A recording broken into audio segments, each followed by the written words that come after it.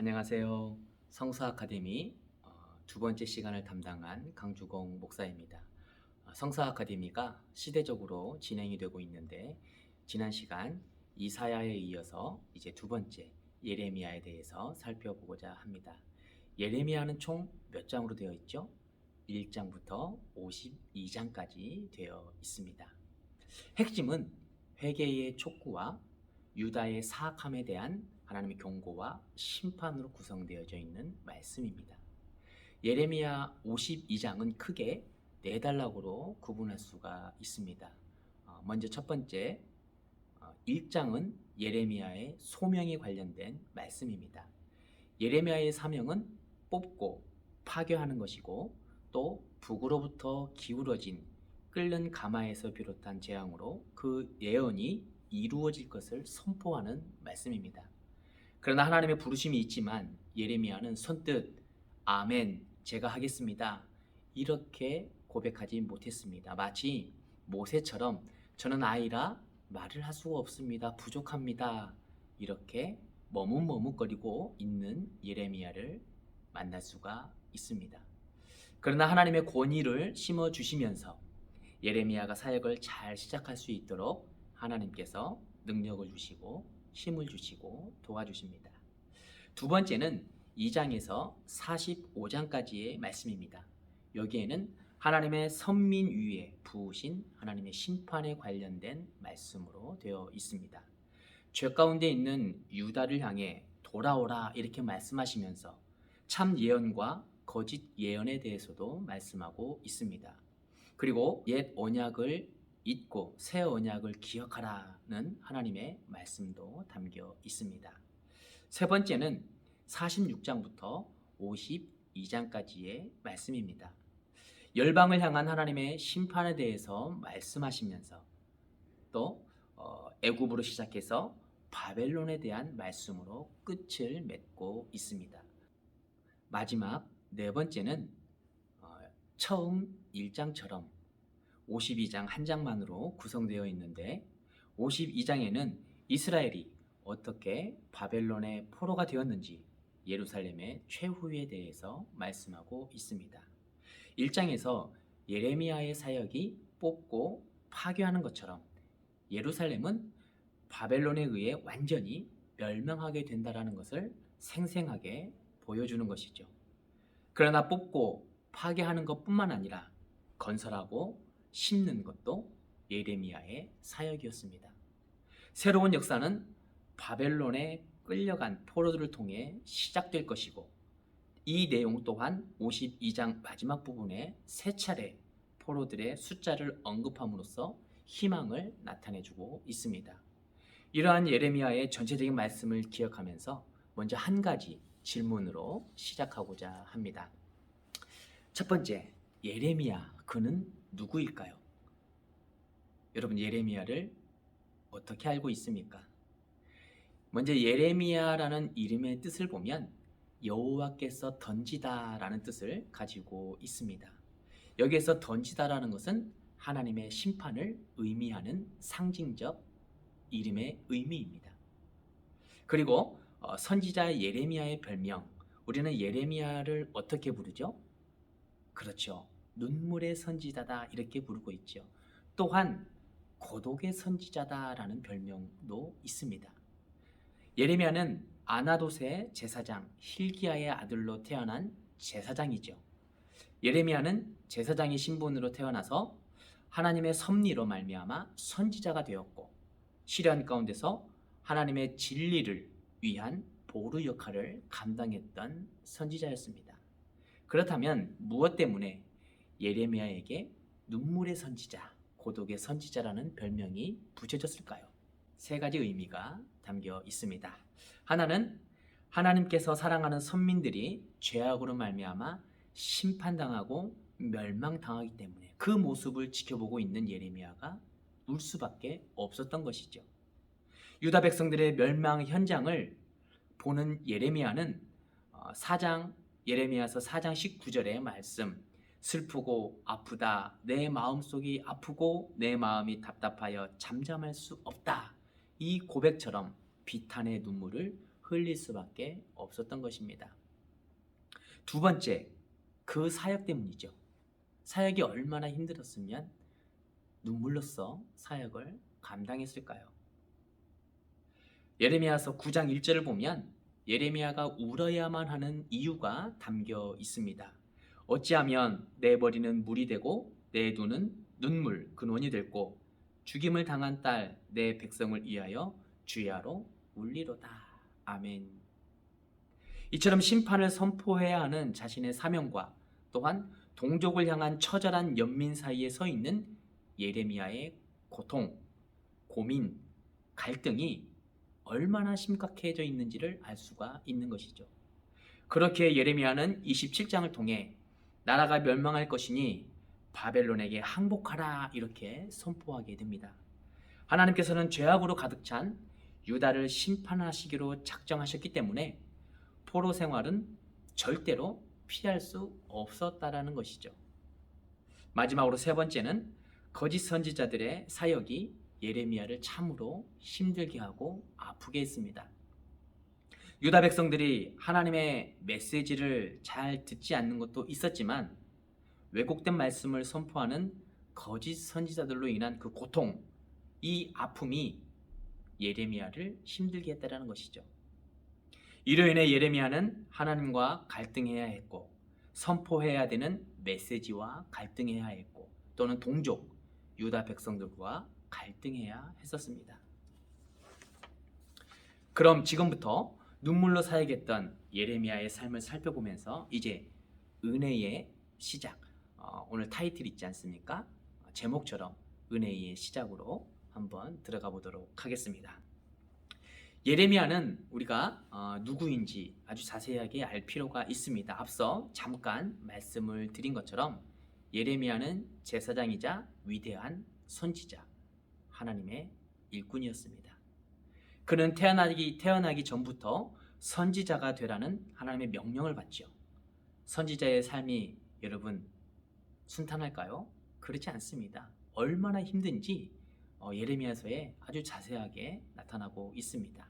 그렇다면 선지자의 삶이 왜 힘들까요? 내가 하고 싶은 것을 하는 것보다 하고 싶지 않는 일들을 더 많이 감당해야 되는 면이 있기 때문에 선지자의 삶은 결코 넉넉하지 않았던 것입니다. 하나님께서 그에게 맡기신 말씀은 평강이 아니라 재앙이었고 생명이 아니라 칼이었습니다. 그런 동족들이 다니는 거리에서 그들에게 임할 재앙과 칼과 기근과 연병을 선포해야 했었습니다. 그의 동족 이스라엘의 죄악성을 적나라하게 지적하고 폭로하면서 그에 따른 임박한 심판을 또한 선포하고 있습니다. 예레미야가 동족을 향해 쓴소리를 하는 것이 부담이 되었지만 그러나 당시 이스라엘 백성들도 이러한 예레미야가 싫었습니다. 당연히 예레미야가 불편했을 것입니다. 사람들은 누구든 이거 하라 저거 하라 잔소리하고 간섭하면 싫어하지 않습니까? 그렇다 보니 서로의 삶을 잘 터치하지 않으려고 합니다. 특별히 예수 믿는 사람들, 믿는 가정들도 이것은 별반 다르지 않은 것 같습니다. 요즘같이 1인 가구 시대가 강한 사회 속에서는 도움이나 위로와 섬김을 간섭과 잔소리로 받아들입니다. 그러나 성경은 예레미야를 통해 하나님의 말씀을 선포하게 하시죠. 이스라엘 백성들이 싫어하든 불편해하든 상관없이 하나님의 말씀을 선포하게 하십니다. 왜냐하면 이러한 사명이 선지자의 사명이기 때문입니다. 듣는 사람이 싫어하고 불편한다고 해서 선지자로서 해야 될 그 사명을 잘 감당하지 않는다면 그 백성들은 그저 그렇게 있다가 죽어갈 것입니다. 하나님을 잊어버리고 살다가 결국은 하나님의 심판과 징계 앞에서 속수무책으로 사라지게 될 것입니다. 예레미야는 이러한 백성들을 살리기 위해서 주님 앞으로 돌이키기 위해서 온 힘을 다했던 것을 볼 수가 있습니다. 그렇습니다, 여러분. 선지자는 사람의 시선을 두려워하는 것이 아니라 하나님의 시선을 두려워하는 것이죠. 오직 하나님만 바라보면서 맡겨진 사역을 감당할 때 하나님의 말씀을 가감없이 선포할 수가 있을 것입니다. 이러한 사명을 감당하다 보니 예레미야의 삶은 순탄하지가 않았습니다. 예레미야의 사역은 백성들과의 마찰뿐만 아니라 옆에 있는 동료들과의 마찰도 있었고요. 뿐만 아니라 유다 당국과도 마찰이 심하게 있었습니다. 사악한 왕 여호야긴은 예레미야가 쓴 두루마리를 읽고 코웃음을 치면서 불쏘시개로 쓰라고 명령하기도 하죠. 또한 사제 바스울은 예레미야에게 매질을 가하고 구덩이, 즉 감옥에 가두기도 했습니다. 뿐만 아니라 우물에 던져지기까지 했습니다. 당시 수많은 예언자들이 하나님의 사랑을 받은 선택받은 백성 이스라엘을 강조하면서 미래의 평안과 회복과 구원을 전파했습니다. 즉 다시 말해서 듣기 좋아하는 말만 선포했다는 거예요. 많이 위로하고 칭찬하는 말들만 전했다는 것입니다. 그러나 예레미야는 이들과는 반대였습니다. 죄악을 폭로하고 심판을 선포했기 때문에 예레미야 앞에 펼쳐진 길은 뻔할 뻔짜였습니다. 고난의 연속이었고 시련과 고통의 연속이었습니다. 도저히 눈물 없이는 갈 수 없는 그 길이었다라는 것이죠. 때리면 때리는 대로 맞았고 가두면 가두는 대로 갇혀야 했던 삶이 바로 예레미야의 삶이었습니다. 하나님과 동행한 결과가 이처럼 힘든 삶이었고 고난의 삶이었기에 그는 예수 그리스도를 상징했고 또한 모든 믿는 자들이 겪을 고난을 상징하기도 했습니다. 바라옵기는 저와 여러분이 이 시대에 예레미야가 되었으면 좋겠습니다. 죄악 가운데 빠져드는 모습을 통해 애통해하는 거죠. 그 속에서 하나님의 말씀을 가감없이 선포하는 것입니다. 그 사역이 아무리 힘들고 어려워도 우리는 하나님의 왕 같은 제사장이고 거룩한 나라이고 그의 소유된 백성으로서 생명의 말씀, 복음을 선포해야 할 것입니다.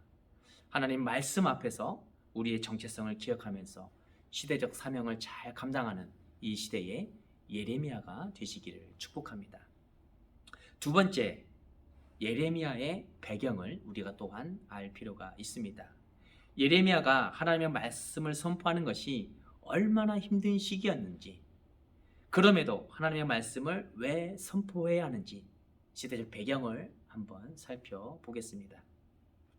이사야가 8세기 시대의 선지자라면 예레미야는 7세기와 6세기 중반까지 활동했던 선지자입니다. 예레미야는 요시야 왕 13년인 BC 627년부터 예루살렘이 망해서 포로로 잡혀가는 586년까지 40년 이상을 사역을 했습니다. 요시야 왕은 여호사밧과 히스기야 왕의 전통을 이어서 여호와의 신앙에 힘썼던 아주 훌륭한 왕이었습니다. 예루살렘이 멸망하기 전에 유다 왕국의 마지막 종교적 부흥기를 주도하였고 또한 국가의 독립성을 유지했던 경건한 왕이었지요. 8살의 즉위에서 31년간 국가를 통치하면서 영적 개혁을 단행했던 왕입니다. 당시 국제 무대에서는 나보폴라살이 626년에 신바벨론을 건설하면서 아수르를 위협하고 있었습니다. 그 이후에 612년 수도인 니느웨의 멸망으로 아수르가 완전히 기울어지면서 신바벨론 제국이 패권을 쥐게 됩니다. 그림을 한번 보도록 할게요. 그림에 보면은 실선으로 되어 있는 게 이집트의 바로왕 느고이고 점선으로 되어 있는 게 유다군, 유다왕 요시야입니다. 이 무기토와 또 빨간 글씨인 무기토와 갈그미스를 잘 보시면 좋겠습니다. 점점 바벨론 세력이 확장하게 되자 위협을 느낀 이집트의 바로왕 느고 2세는 바벨론 세력을 저지하기 위해서 국력을 점검하기 시작합니다. 그리고 전투태세에 임하게 되죠. 그리고 BC 609년에 갈그미스 전투를 하러 북으로 올라가게 됩니다. 이때 반아수르적 입장이었던 유다의 왕 요시야는 이집트 군대가 지나가는 길을 딱 막고 무깃도에서 맞서 싸우게 됩니다. 그러다가 요시야는 무깃도 전투에서 전사하게 되죠. 이때부터 유다가 풍전등화에 빠지게 되면서 내리막길로 걸어가게 됩니다. 요시야 왕의 아들 여호아하스는 이집트로 끌려가서 죽고 이집트는 요시야의 왕 또 다른 아들 엘리야김을 왕위에 앉힌 뒤에 그 이름을 여호야김으로 바꾸게 됩니다. 또 그림을 한번 보도록 하겠습니다. 이 그림에 보면 파란색 실선이 바벨론이고 빨간색 실선이 이집트예요. 이 바벨론과 이집트를 또 주목해서 볼 필요가 있습니다. BC 605년 갈그미스에서 이집트와 바벨론이 또 다른 충돌을 하게 되죠. 접전을 치르면서 이집트가 패하고 바벨론이 유다까지 침공하게 됩니다. 이때가 예루살렘 1차 침공입니다. 바벨론은 예루살렘 성전 기구 얼마와 소수의 왕족과 귀족을 데리고 돌아가게 됩니다. 이때 그림처럼 다니엘과 그의 세 친구들도 포로로 끌려가게 됩니다. 이 승리로 인해서 애굽의 느고가 왕으로 세웠던 여호야김은 애굽을 배반하고 바벨론을 섬겼지만 다시 변절하게 됩니다. 또한 느부갓네살이 블레셋 땅 아스글론을 차지한 것은 그로부터 한 해 뒤인 BC 604년경의 일이었습니다. 그리고 BC 602년경 느부갓네살은 애굽 쪽으로 이동하면서 그 경계 지역에서 느고와 다시 적전을 벌이게 됩니다. 그런데 이 전투에서 두 나라는 크게 손실을 입고 느부갓네살은 바벨론으로 돌아갈 수밖에 없었습니다. 이렇듯 여호야김이 바벨론을 배반했을 때 느부갓네살은 갈대아, 아람, 모압, 암몬 사람들로 이루어진 부대를 여호야김에게 보내서 유다의 반란을 평정하려 합니다. 이는 곧 하나님께서 그의 종 선지자들, 여러 선지자들이 있죠. 이사야를 비롯해서 예레미야, 미가, 하박국 등 여러 선지자들을 통해서 말씀하신 대로 므낫세의 지은 죄 때문이죠. 즉 므낫세가 무죄한 자의 피를 흘려서 그의 피가 예루살렘에 가득했기 때문에 하나님의 진노와 심판은 피할 수가 없었던 것입니다.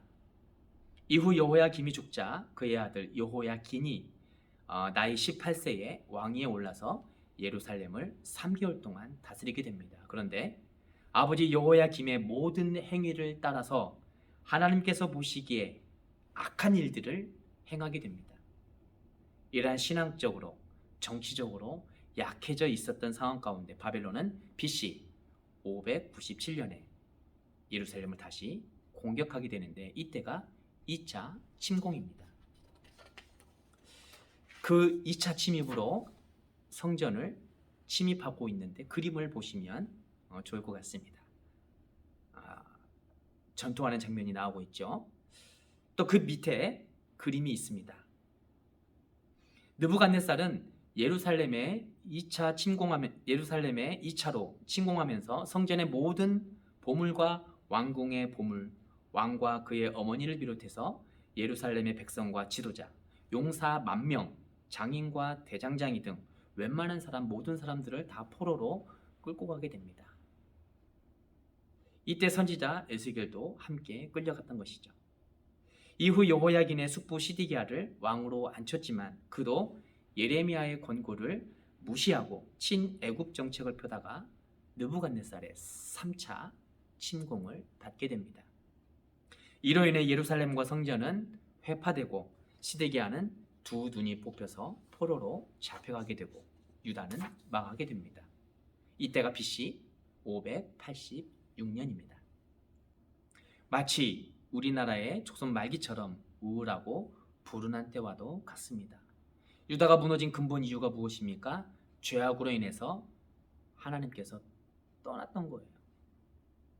정치적으로, 신앙적으로 모든 부분이 다 무너져 있던 그러한 시기였습니다. 바벨론의 침입으로 유다가 망하게 되었지만 이미 유다는 내적으로 무너질 대로 무너진 나라였어요. 누가 와도 나라를 내어줘야 되는 그러한 시기였습니다. 조선 말기도 마찬가지입니다. 백성을 돌보지 않는 왕, 백성의 고의를 빨아먹는 양반으로 유지되는 나라가 무슨 힘이 있었겠습니까? 이미 조선이라는 나라는 자신의 사리사욕과 욕망으로 무너지고 있었던 것입니다. 참으로 유다와 비슷한 그런 모습을 보여주고 있습니다. 그럼에도 예레미야는 자신에게 주어진 사명을 감당하기 위해 최선을 다했습니다. 나라가 바벨론에 의해 망한다 할지라도 죄악으로 무너진 그 사실을 선포해야 했습니다. 그렇게 예레미야는 유다의 마지막 무너지는 상황을 지켜보면서 바벨론에 항복하라, 바벨론에 항복하라 이 메시지를 선포해야 했습니다. 누구도 듣지 않았던 메시지를 선포해야 되는 예레미야. 참으로 여러 모양으로 힘든 시간을 보내야 했던 것이죠. 듣지 않는 메시지를 선포해야 하는 예레미야는 하나님께서 계속 말씀을 선포하라고 명령하십니다. 하나님과의 갈등이 계속 깊어질 수밖에 없었던 것이죠. 또 이 외에도 하나님의 말씀과의 갈등 그리고 동족인 유다 백성들과의 갈등으로 예레미야는 힘든 시간들을 보내야 했습니다. 그는 참으로 힘든 인생이었고 힘든 사역을 감당했습니다.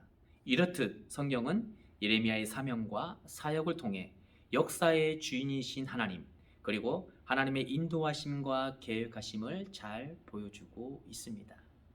이런 시대적인 배경 가운데에 예레미야의 사역 얼마나 힘들었을까요? 정말 눈물 없이는 갈 수 없는, 감당할 수 없는 그 사역이었다는 것을 잘 알 수가 있는 것입니다. 이제 세 번째, 예레미야의 상징적인 사역들이 있는데 그 상징적인 사역을 살펴보도록 하겠습니다. 예레미야는 상징적인 행동을 하기로 유명한 선지자였습니다. 일반적인 방법으로 메시지를 선포하면 백성들이 잘 듣지를 않습니다. 그렇기 때문에 인상적으로 메시지를 선포하기 위해서 지혜를 모았던 것이죠. 구약에는 약 30여 개의 상징적인 행동이 있는데 예레미야의 이 중에 절반가량이 나오게 됩니다. 우리가 앞서서 살펴본 것처럼 백성들이 하나님의 말씀을 듣지 않습니다. 그러자 하나님께서는 계속해서 선포하라고 하죠. 듣지 않아도 선포하라고 명령하십니다. 그렇게 예레미야는 일방적인 방법이 아니라 상징적인 행동으로 말씀을 선포한 것입니다. 예를 들어 13장에 허리띠를 통한 행동이 있습니다. 허리띠의 비유는 교만하면 썩게 하신다라는 의미를 가지고 있죠. 또 16장에 자신의 삶을 통한 상징적인 메시지가 있습니다. 하나님께서는 예레미야에게 세 가지의 명령을 하십니다. 결혼해서 자녀를 두지 말라. 두 번째로 초상집에 들어가지 말라. 세 번째로 잔치집에 가지 말라. 하나님께서 왜 이러한 명령 세 가지를 주셨을까요? 결혼해서 대를 잇는 것 중요한 하나님의 창조의 원리예요. 그러니까 결혼을 해야 하는 것입니다. 초상집에서 위로를 주는 것과 잔치집에서 함께 즐거워하고 기뻐하는 것 당연한 일이고 서로에게 큰 힘이 되는 일입니다.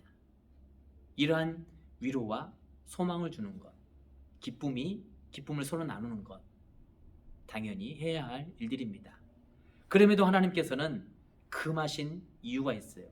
왜냐하면 징계와 심판 때문이죠.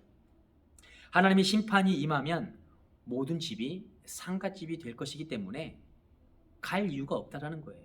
청년들이 죽어서 혼인잔치를 할 필요가 없다라는 것입니다. 그렇기 때문에 결혼하지도 말고 잔치집에도 가지 말고 상갓집에도 가지 말라라는 거예요. 한마디로 말해서 유다의 일륜지 대사가 더 이상 일어나지 않고 사라진다라는 것입니다. 이는 하나님의 철저한 심판과 징계를 상징하고 있습니다. 또 18장에 토기장의 비유를 통한 상징적 행동이 있습니다. 참으로 유명한 말씀이죠. 하나님의 절대적 주권에 대한 메시지, 이 메시지를 가지고 있는 것입니다. 진흙이 토기장이의 손에 의해서 빚어지는 것 같이 하나님이 우리에 대해서 절대적인 주권자임을 우리가 기억하라는 거예요. 또 19장에 깨진 항아리를 통한 상징 행동이 있습니다. 이는 깨진 항아리처럼 하나님께서 예루살렘을 무너뜨려 황폐하게 만드신다는 것을 의미하지요. 왜냐하면 유다 왕을 비롯한 예루살렘 주민들이 그들의 집 옥상에서 우상을 숭배했기 때문입니다. 하나님을 떠나고 우상을 숭배했던 유다가 마치 깨진 항아리처럼 심판으로 무너지게 된다는 것입니다. 또한 27장과 28장에서는 멍에를 통한 상징 행동이 나타납니다. 멍에는 우리가 알고 있듯이 소나 나귀 등에 목에 얹어서 쟁기나 수레를 끄는 목재 도구입니다. 또한 멍에는 포로나 노예들의 목에 씌우는 굴정의 도구이기도 합니다. 이는 상징적으로 억압과 복종과 강제 노역 등을 의미하고 있는 것입니다. 따라서 주인의 명령대로 움직여야 하는 그 속박을 의미하는 것이죠. 즉 바벨론에게 복종하면 비록 속국이 되지만 그 속에서 자유의지를 가지고 살아갈 것을 말씀하고 있는 것입니다. 이미 심판으로 인해 나라가 무너질 것을 예고하고 또 어떻게 살아가야 하는지를 말씀하고 있는 메시지인 것입니다. 그리고 32장에 경작지 매입을 통한 상징 행동이 있습니다.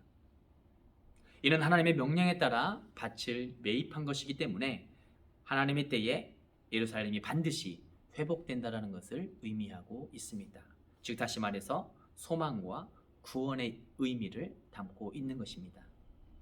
51장에 또 큰 돌을 통한 상징 행동이 있습니다.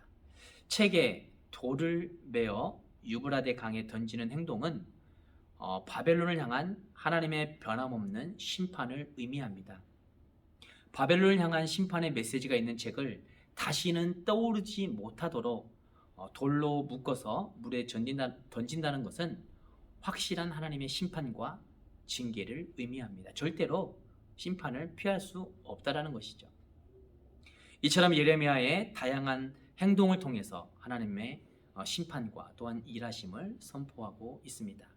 어찌 보면 참으로 대단한 삶인 것 같지만 그러나 그의 일상의 삶의 시선을 보면 참으로 처절한 삶을 살았던 사람이 바로 예레미야였던 것 같습니다.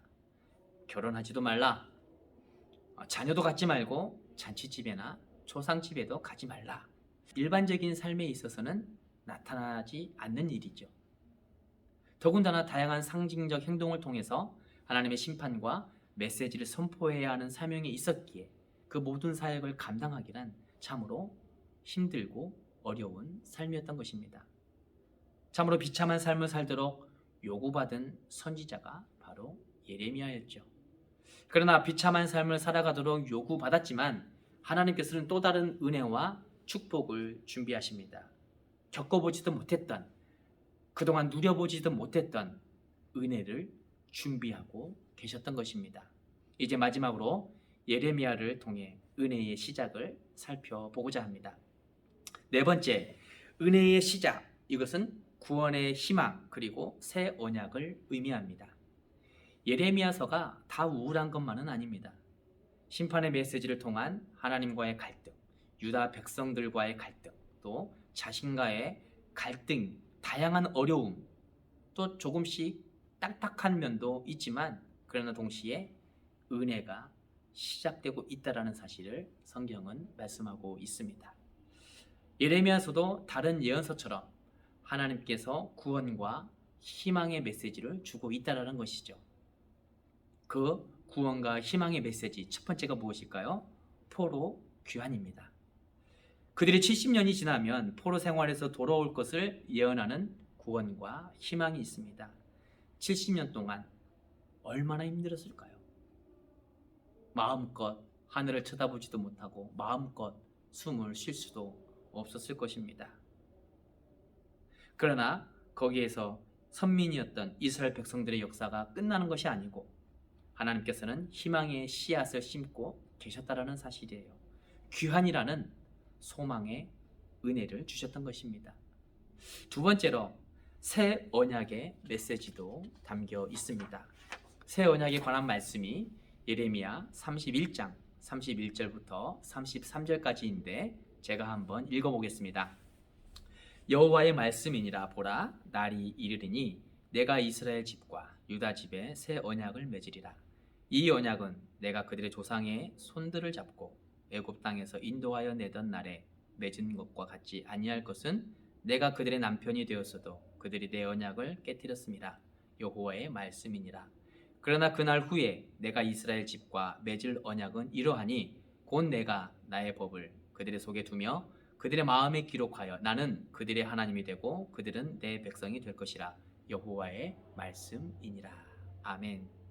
애굽 땅에서 인도하여 내던 날에 맺은 언약, 이것이 바로 옛 언약입니다. 출애굽기 19장 5절과 6절에서 말씀하죠. 세계가 다 내게 속하였나니 너희가 내 말을 잘 듣고 내 언약을 지키면 너희는 모든 민족 중에서 내 소유가 되겠고 너희가 내게 대하여 제사장 나라가 되며 거룩한 백성이 되리라. 너는 이 말을 이스라엘 자손에게 전할지니라. 아멘. 이스라엘 백성들은 하나님께서 삶의 규범으로 주신 율법을 준수함으로써 하나님의 백성으로 인정을 받고 또 그에 따른 모든 혜택을 누릴 수가 있었습니다. 그러나 이스라엘 백성은 우리가 잘 알고 있는 것처럼 말씀에 온전히 순종하지 못했습니다. 하나님의 언약을 밥 먹듯이 어겼고 또 하나님과 맺은 언약을 자신의 임의대로 파기했습니다. 그 결과 바벨론에 의해 완전히 파멸되는 그러한 심판과 징계를 겪어야만 했습니다. 이로 인해 이스라엘은 옛 언약에 대한 완전한 실패자들이 되고 말았습니다. 그렇게 이제 하나님께서는 율법의 준수라는 인간의 행위를 근간으로 하여 유지되는 옛 언약 대신에 새 언약을 세우시기로 작정하십니다.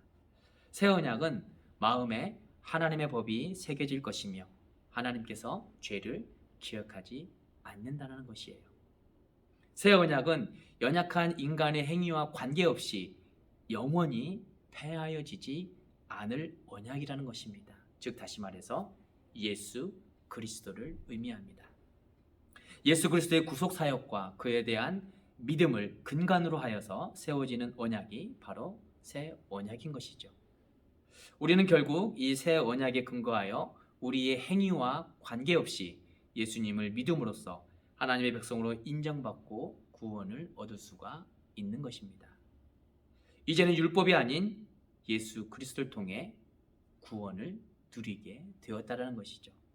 이처럼 예수 그리스도가 하나님의 진노와 심판 가운데서 나타나는 새로운 은혜의 시작인 것입니다. 이러한 새로운 언약을 이제는 저와 여러분을 향해 선포하고 있습니다. 암울하고 죄악으로 가득하고 시기와 탐욕으로 물들어가는 이 시대 가운데에 하나님께서는 저와 여러분을 향해 예레미야처럼 선포할 것을 명령하십니다. 하나님의 말씀을 선포하고 복음을 선포하고 예수 그리스도의 이름을 선포하면서 새 언약을 누릴 수 있도록 우리는 그 사명을 최선을 다해 감당해야 할 것입니다. 우리가 알고 있는 것처럼 예레미야의 삶이 비참하고 고달프면 고달플수록 하나님의 말씀은 더욱더 강하게 울려 퍼졌습니다. 일반적인 방법으로 선포할 때 백성들이 듣지 않게 되자 상징적인 행동으로 선포한 것처럼 다양한 방법으로 하나님의 뜻하심과 계획하심을 선포하게 하셨습니다. 물론 이러한 사역 쉽지 않을 것입니다. 예레미야처럼 이 시대에 복음을 전한다는 것, 고난과 시련과 고통이 따를 수 있을 것입니다. 그러나 우리가 예레미야처럼 눈물로 사역을 감당해야 될 부분이 있지만 분명히 기억할 것은 새로운 은혜의 시작이 주어진다는 사실입니다. 예수 그리스도 그 이름에 구원과 소망과 희망이 있다라는 것이죠. 새 언약을 우리의 마음판에 새기고 그 말씀을 준수하며 순종한다면 우리는 분명히 은혜의 시작을 경험하게 될 것입니다. 하나님께서 오늘 저와 여러분에게 예레미야처럼 부르십니다. 예레미야 1장 10절에 뽑고 파괴하고 파멸하고 넘어뜨리며 동시에 하나님께서는 건설하고 심는 그 메시지를 선포하게 하십니다. 이 모든 것을 삶의 메시지로 감수해내는 예레미야처럼 저와 여러분이 그 은혜의 시작을 알리는 이 시대의 예레미야 되기를 선포합니다. 감사합니다.